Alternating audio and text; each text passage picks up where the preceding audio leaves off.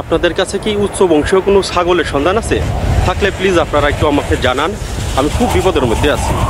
ঘটনা হয়েছে এটা কি, এই যে এনবিআর কর্মকর্তা মতিউর রহমান এবং তার ছাগল পোলা মুশফিকুর রহমান ইফাত, এর যে ছাগল কাণ্ড আমার এবং আমার পরিবারের উপর ভয়াবহ প্রভাব ফেলেছে।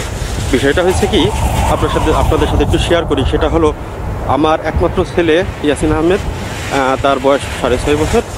আগে আকিকা দেওয়া হয় নাই, এখন আমরা সিদ্ধান্ত নিয়েছি তার আকিকাটা খুব দ্রুত দিয়ে দেব। এখন বিষয়টা হলো, আমার বউ বলছে যে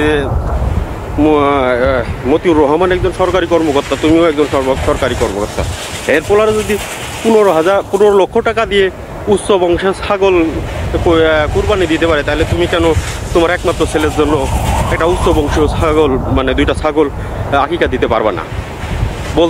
তার পাগলির কথা হলো, যে কোনো মূল্যে, মানে বাংলাদেশে বিদেশি কোনো জাত না হলেও হবে, এবং আমাদের দেশের উচ্চ বংশীয় যেমন চৌধুরী বংশ, খান, তালুকদার, শেখ, শাহী, মণ্ডল, আলী, হোসেন, যে কোনো বংশের, চকলাদার, দোয়াতদার, যে কোনো বংশের একটা উচ্চ বংশীয়, মোটামুটি দেশীয় উচ্চ বংশীয় ছাগলের ব্যবস্থা যদি করতে পারতাম, তাহলে সে সন্তুষ্ট হবে, নাহলে না। তো কোন বিপদে বললাম আপনারাই বলেন। আমি এখন এই উচ্চ বংশীয় ছাগল কই খুঁজে পাই?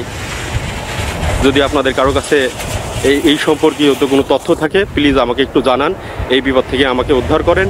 আর এই পাগলিটাকে যেন আমরা বুঝাইতে পারি, অন্তত মান সম্মান রক্ষার্থে আমি একজন মানে সরকারি কর্মকর্তা হয়ে এই উচ্চ বংশীয় ছাগল আকিকা দিয়ে নিজের মান সম্মান বাঁচাইতে পারি। বন্ধুরা, যারা যারা আমাকে শুনছেন, প্লিজ আপনাদের কাছে কারো সন্তান থাকলে একটি উচ্চ বংশীয় ছাগলের ব্যবস্থা করে দিলে আমি খুবই উপকৃত হই এবং এই বিপদ থেকে রক্ষা পাই। Tata, bye bye.